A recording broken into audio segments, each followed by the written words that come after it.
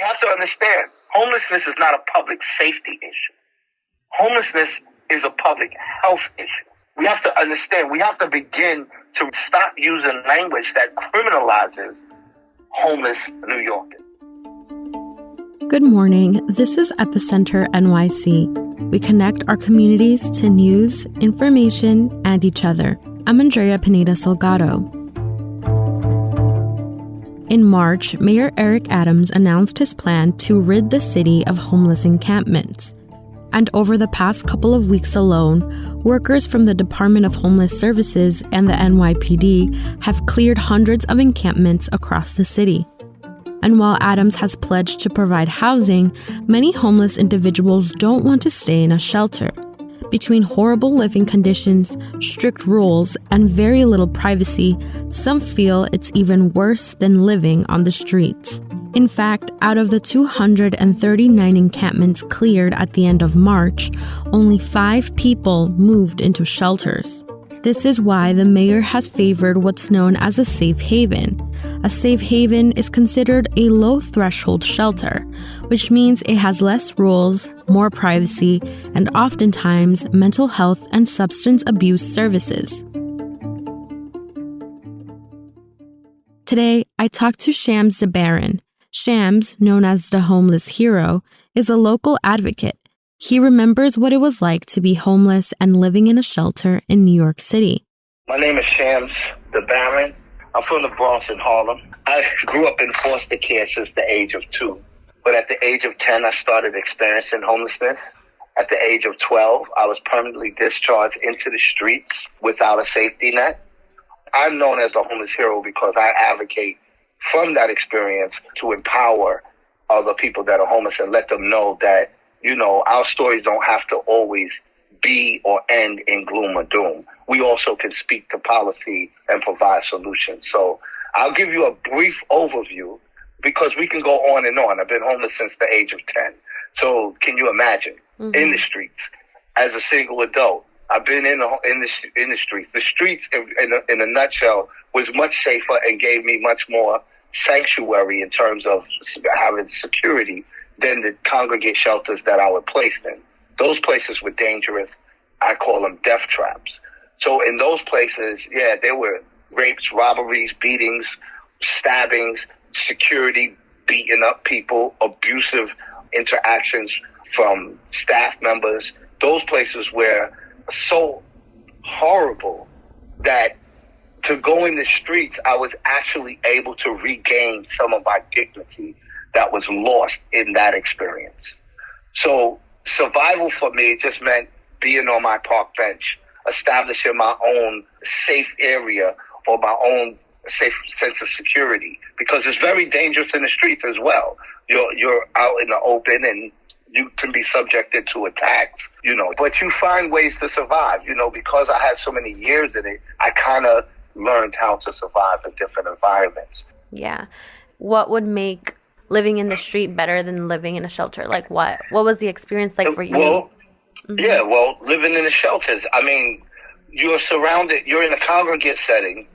You have, if you're going to the bathroom and someone's getting raped, you don't want to encounter that because the next rape victim could be you. If someone is sexually assaulted while sleeping, you don't want to deal with that. If someone who is mentally ill is going through something and that could affect you. If someone is using a substance and maybe you're in recovery, you don't want to be triggered because it's open air drug use and stuff like that. So that's the reality of shelter life. And the other side is that it's such a dehumanizing process that you go through in terms of, like, just for instance, I can give you a simple thing. If I get $250 in public assistance benefits, cash benefits in the street, and maybe $250 in food stamps, I'll learn how to survive off of that money.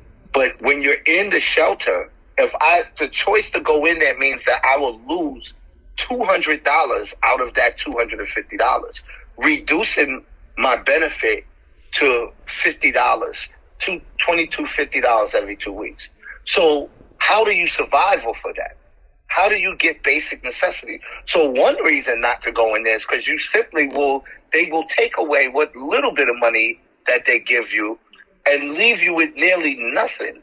And then here's the main thing. There are no services on site. New York City has a right to shelter law. So if you need shelter, they have to provide it. But what they don't require under Callahan is the provision of services on site. And therein lies your problem. Because if I'm a person that might be in need of services, I'm not going to get that by going into a shelter. And if there are people that are struggling who are placed in these environments, their struggles only become worse in those type of environments. Mm-hmm. So yes, a person who experienced it, who's seen that, will say, you know what, I'll try my luck in the streets.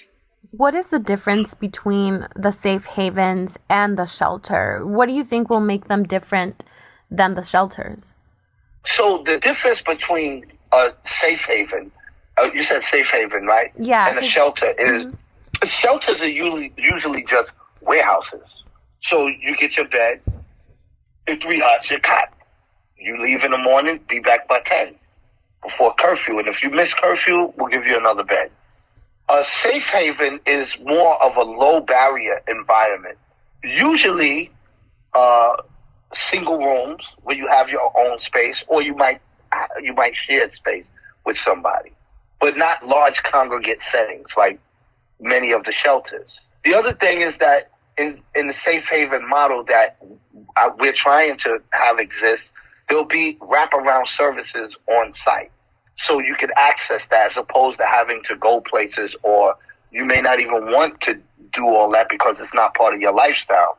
But if it's on site, it may be something there that you can say, you know what, since I'm here, let me look into it. The safe havens that I've sent people to, if you miss your bed, you don't lose it. You might not come back for 2 or 3 days. You might go spend time with your family. The holidays come. I couldn't do that. I couldn't maintain relationships in a shelter. So there's a huge difference. And the model, what we're pushing for, is a reimagining of these places to be places where people have access to medical help. Not a hospital, but a place where there would be a doctor or a visiting doctor that can come and provide medical services to people. A place where you will have peer specialists that can come and engage if you have mental health issues or substance use issues.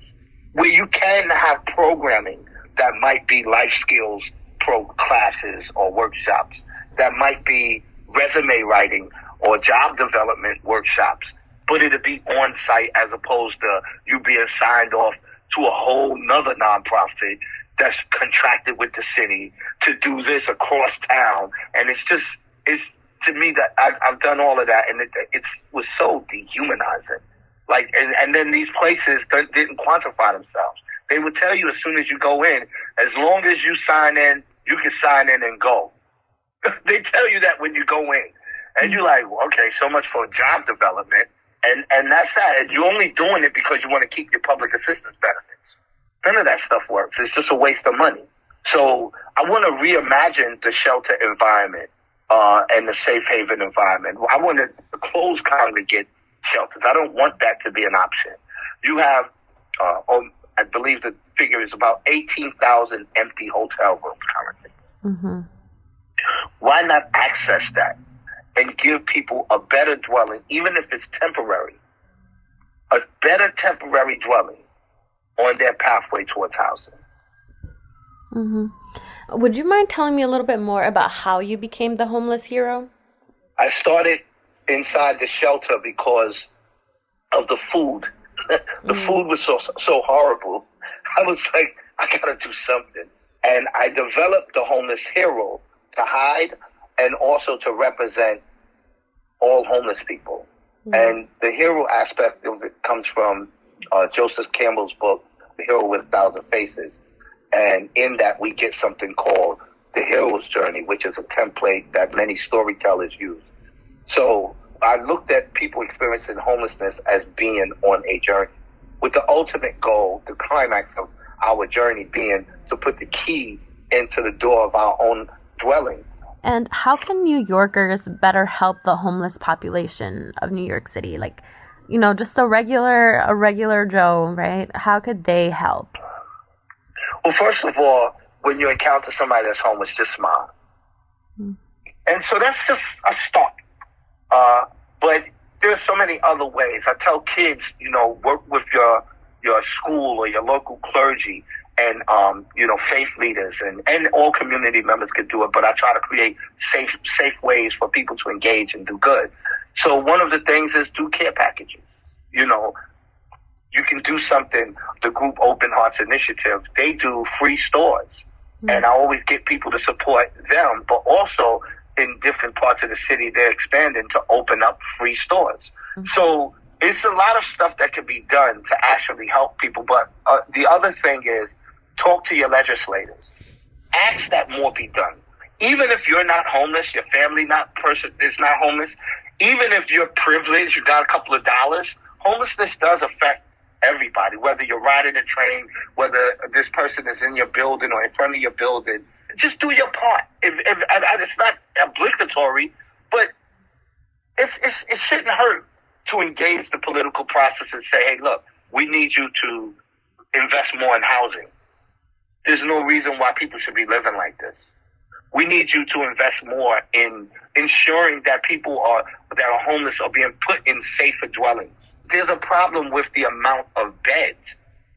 The mayor's called for 500, but estimates say that the street population, which I think is still a low number, estimates say that is well over 3,000.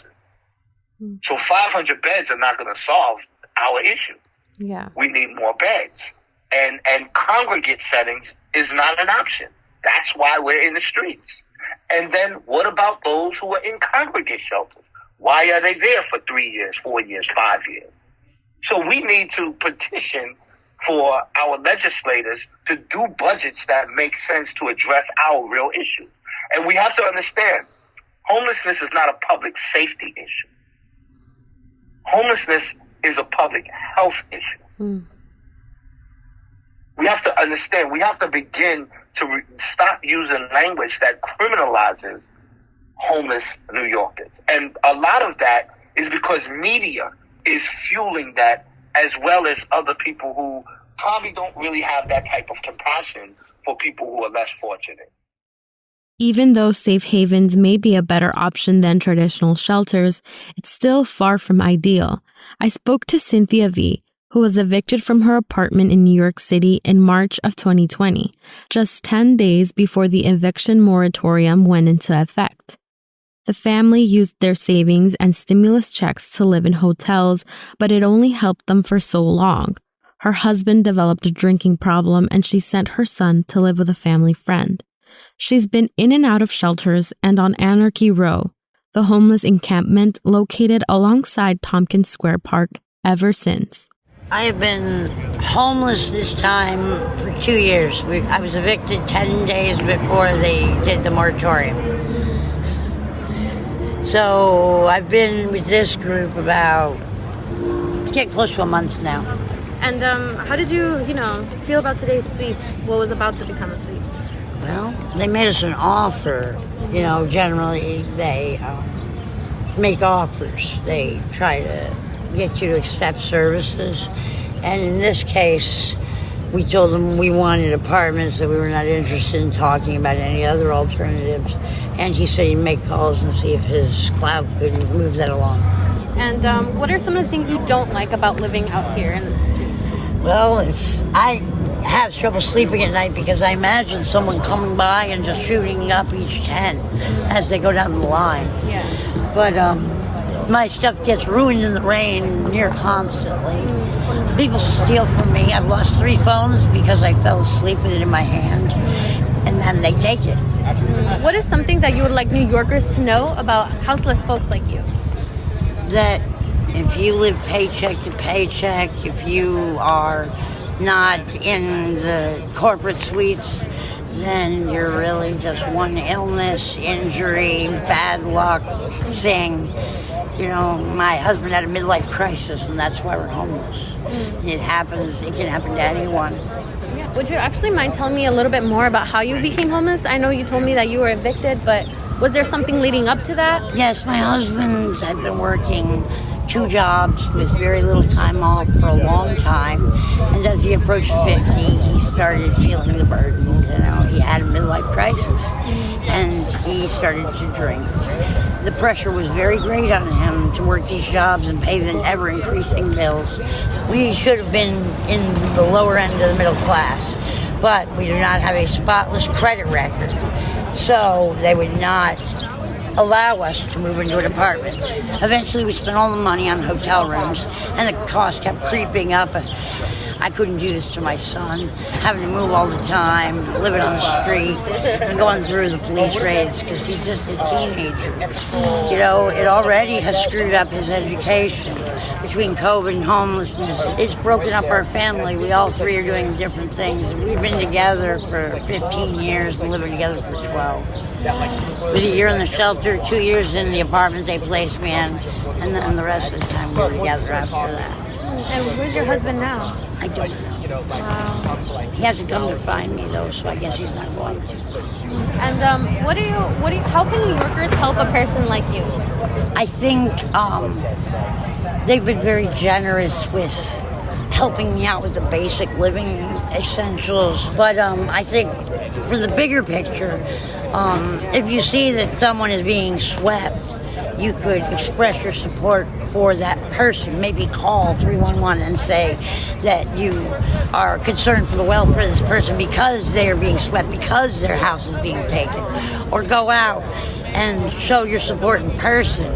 Tell the DHS and police that what they're doing isn't right, that we have enough apartments. Write into the newspaper, call your congressman. There's a lot of ways. There's some groups you can become involved with. As our neighbors like Cynthia, Shams, and Lincoln continue to fight for better housing options for the homeless, it's still an uphill battle. Right now, there are only 27 safe haven facilities across all 5 boroughs, and rent prices have risen over 30% in the last year. In order to get involved or to learn more, follow advocates like the Homeless Hero and organizations like the Brooklyn Eviction Defense, a coalition of tenants in solidarity with people facing eviction. We've linked to them and more resources in our show notes. For more ways to get involved in your community, visit us at epicenter-nyc.com. That's all for today. Thanks for listening.